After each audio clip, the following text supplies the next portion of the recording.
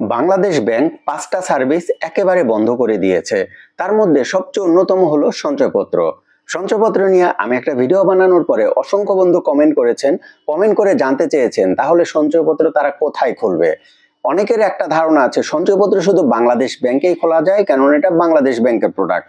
অথচ দেখুন, সঞ্চয়পত্র মোটেও বাংলাদেশ ব্যাংকে শুধু খোলা যায় না, এটা বাংলাদেশের যতগুলো তফসিলি ব্যাংক আছে সবগুলোতে গিয়ে আপনি বাংলাদেশ ব্যাংকের মতোই সঞ্চয়পত্র খুলতে পারবেন।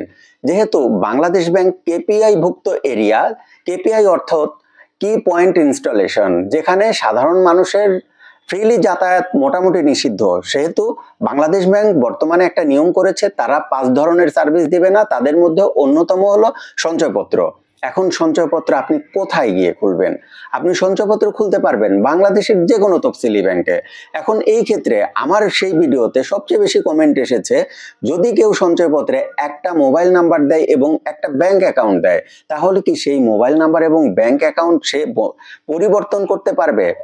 আমার উত্তর হলো হ্যাঁ, অবশ্যই পরিবর্তন করতে পারবে। সেই ক্ষেত্রে আপনার অ্যাকাউন্টে যে মোবাইল নাম্বার এবং ব্যাংক অ্যাকাউন্ট দেওয়া থাকবে, যেখানে আপনার ইন্টারেস্ট ঢুকবে, সেই মোবাইল নাম্বারটা আপনি পরিবর্তন করে ফেলতে পারবেন শুধুমাত্র একটা অ্যাপ্লিকেশনের মাধ্যমে। আপনি যে ব্রাঞ্চে বা যে ব্যাংকে আপনি সঞ্চয়পত্র ওপেন করেছেন, সেই ব্যাংকে গিয়ে আপনার একটা অ্যাপ্লিকেশন করতে হবে যে আমি আমার মোবাইল নাম্বার পরিবর্তন করতে চাই, এবং আপনার অ্যাকাউন্ট যদি পরিবর্তন করতে চান আপনি সেটাও পারবেন। সেই ক্ষেত্রে আপনাকে মোবাইল নাম্বারের মতো একই অ্যাপ্লিকেশন করতে হবে আপনার ব্যাংক অ্যাকাউন্ট পরিবর্তনের জন্য। সেই ক্ষেত্রে আপনার ইন্টারেস্টের টাকা নতুন অ্যাকাউন্টে ঢুকে যাবে। হ্যাঁ, আর একটা ব্যাপার, বর্তমানে এই মোবাইল নাম্বার এবং ব্যাংক অ্যাকাউন্ট পরিবর্তন সাময়িক সময়ের জন্য বন্ধ আছে। এটি খুব দ্রুতই চালু হয়ে যাবে। বাংলাদেশ ব্যাংকের সাথে কথা বলে এটি নিশ্চিত হওয়া গিয়েছে। আপনারা চাইলে আপনাদের সংশ্লিষ্ট ব্যাংকে যোগাযোগ করতে পারেন, এতদিনে সেটি চালু হয়েও যেতে পারে।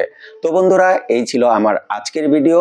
আজকের ভিডিওতে আমি দেখানোর চেষ্টা করেছি সঞ্চয়পত্র কেনার যে নতুন নিয়ম, বাংলাদেশ ব্যাংক যে সঞ্চয়পত্র ইস্যু বন্ধ করে দিয়েছে, এর ফলে ইম্প্যাক্ট কি হতে পারে এবং আপনারা খুব সহজে কিভাবে কোথায় গিয়ে সঞ্চয়পত্র করতে পারবেন, বিস্তারিত আমি আমার আজকের ভিডিওতে দেখিয়েছি।